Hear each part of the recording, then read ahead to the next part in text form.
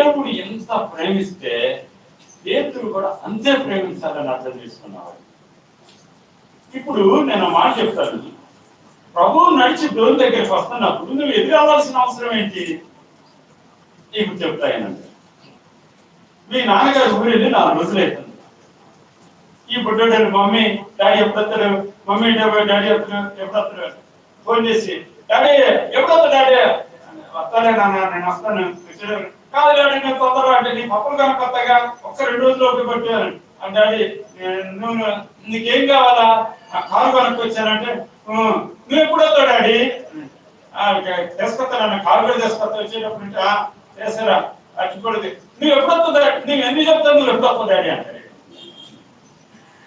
వాళ్ళు బస్సు దిగి వస్తున్నారన్న సంగతి తెలిసింది. బస్సు ఆ తారు రోడ్డు మీద దిగారు. ఈ పిల్లలు ఎందుకు ఆ వీధి లైన్లో ఆడుకుంటున్నారు. వీడు ఏం చేస్తాడండి,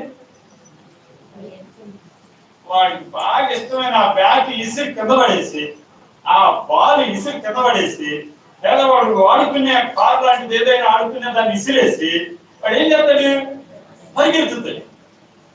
అదే కదా, తండ్రి ఇటే వస్తున్నాడు కదా నువ్వు ఎందుకు పరిగెత్తాలి, ప్రభు ఇటే వస్తున్నాడు కదా నువ్వు ఎందుకు దూరం దిగాలనుకుంటున్నావు,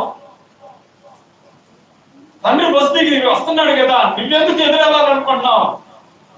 ఆ పిల్లగాడు ఎందుకు ఎదురెళ్తాడంటే ఆ ఎడపాటును, ఆ కొద్దిగా ఎడపాటును కూడా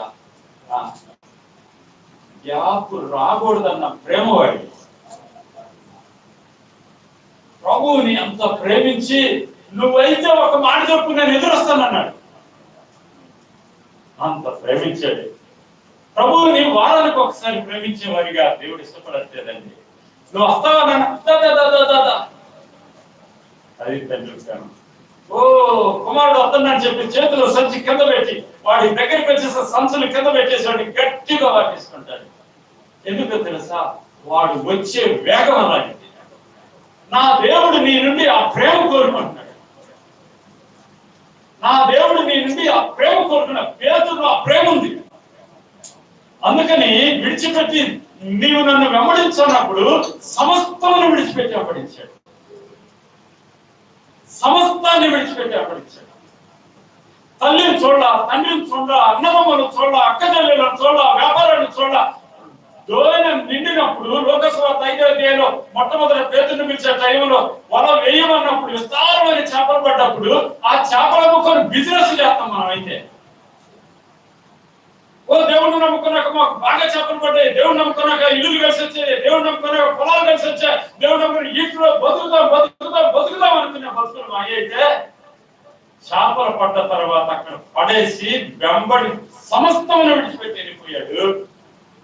వెళ్ళిపోయిన వారికి వెళ్ళిపోయినంత ప్రేమ దొరికింది ప్రభు దగ్గర. ఆమె వెళ్ళితే వెళ్ళినంత ప్రేమ దొరికింది. ప్రభు ప్రేమను సంపాదించుకో, ప్రభుతో వ్యాపారం చేయమన్న. ప్రభు నీ అవసరత అంతా తీర్చగలడు. నీ అవసరత తీర్చడం ఏంటి, దేవుడు లేడనుకునే బుద్ధిహీన అవసరత కూడా దేవుడు తీరుస్తున్నప్పుడు, ఈ దేవుడు మా దేవుడు కాదు అని చెప్పిన వాళ్ళని కూడా ఆదరిస్తున్నప్పుడు, పిలిచిన నిన్ను ఎందుకు నువ్వు సందేహపడతావు? పిల్లగాడు పరిగెత్తినట్టు ఇంకో కోణంలో పేతురు ఆలోచన చేస్తే, దేవా నువ్వు ఆజ్ఞ రక్షణం చేస్తాను. నువ్వు ఒక మాట సెలవి సముద్రమైన దిగుతా, దాంట్లో ప్రాణమైన పెడతాని కోసం.